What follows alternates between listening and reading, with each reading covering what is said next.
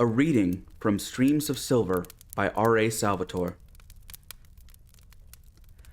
I pray that the world never runs out of dragons. I say that in all sincerity, though I have played a part in the death of one great worm.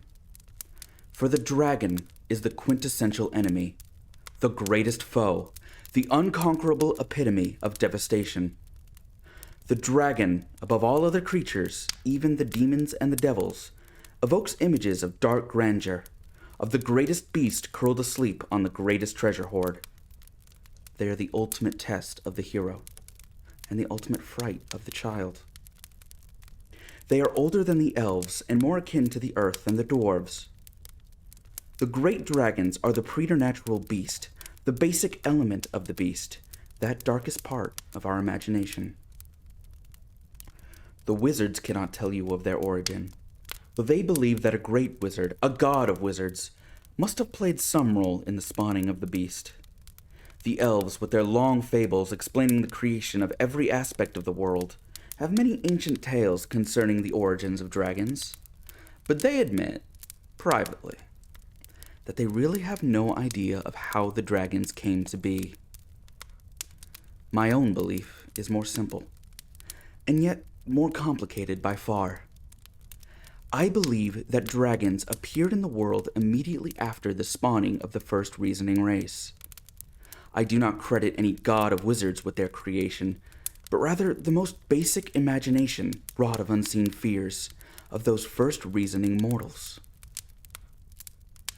We make the dragons as we make the gods, because we need them. Because somewhere deep in our hearts, we recognize that a world without them is a world not worth living in. There are so many people in the land who want an answer, a definitive answer for everything in life, and even for everything after life. They study and they test, and because those few find the answers for some simple questions, they assume that there are answers to be had for every question. What was the world like before there were people? Was there nothing but darkness before the sun and the stars? Was there anything at all? What were we, each of us, before we were born? And what, most importantly of all, shall we be after we die? Out of compassion, I hope that those questioners never find that which they seek. One self-proclaimed prophet came through 10 towns denying the possibility of an afterlife, claiming that those people who had died and raised by priests had in fact never died, and that their claims of experiences beyond the grave were an elaborate trick played on them by their own hearts, a ruse to ease the path to nothingness.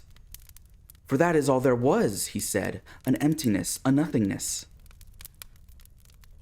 Never in my life have I ever heard one begging so desperately to be proven wrong. For what are we left if there remains no mystery? What hope might we find if we know all the answers?